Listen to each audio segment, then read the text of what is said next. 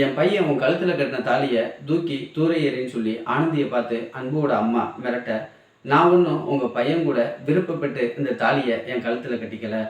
எனக்கே தெரியாமல் திருட்டுத்தனமாக தான் உங்கள் பையன் என் கழுத்தில் தாலியை கட்டியிருக்கான்.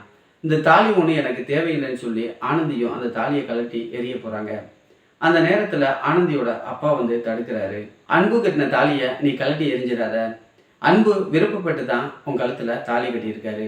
இனிமே அவர் தான் என் வீட்டு மாப்பிள்ளை, உனக்கும் அவர் தான் கணவர்னு சொல்லி அவர் சொல்ல, என்னப்பா பேசுகிறீங்க? நம்மளை திருட்டுத்தனமாக ஏமாற்றி இங்கே கூட்டிகிட்டு வந்து என் கழுத்தில் அவர் தாலி கட்டியிருக்காரு.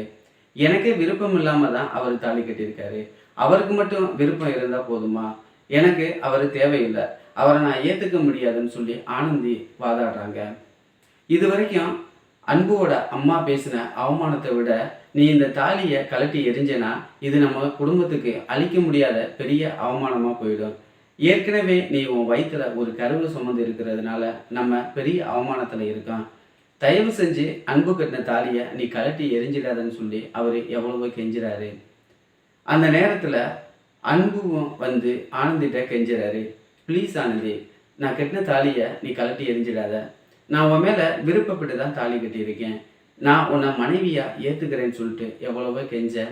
அந்த நேரத்தில் அன்புவோட அம்மா வந்து ஆனந்திட்ட கோவப்படுறாங்க. என்னடி நீயும் உன் அப்பாவும் சேர்ந்து ட்ராமா ஆடுறீங்களா? என் பையன் உனக்கு பிடிக்கலைன்னா அவன் கட்டின தாலியை எதுக்கு நீ இன்னும் உன் கழுத்தில் சுமந்துக்கிட்டு இருக்க? அது கழட்டி எரிய போறியா இல்லையான்னு அவங்க கோவமாக கேட்க, உடனே அன்பு தன்னோட அம்மா மேலே ஆவேசப்பட்டு கோவப்படுறாரு. உன்னை யாருமா இங்கே வர சொன்னது? எனக்கு ஆனந்தியை பிடிச்சிருக்கு, அதனால தான் நான் ஆனந்தி கழுத்தில் தாலி கட்டியிருக்கேன். அவள் தான் நம்ம வீட்டு மருமக, நீ முதல்ல இங்கே இருந்து கிளம்புன்னு சொல்ல ஆனந்தி அன்பு மேலேயும் கோவப்படுறாங்க. என் வயிற்றில் நான் ஒரு கருவை சுமந்துக்கிட்டு இருக்கேன். அதே மாதிரி தான் நீங்கள் என் கழுத்தில் கட்டின தாலியவும் இனிமேல் நான் ஒரு சுமையாக சுமக்க போகிறேன்.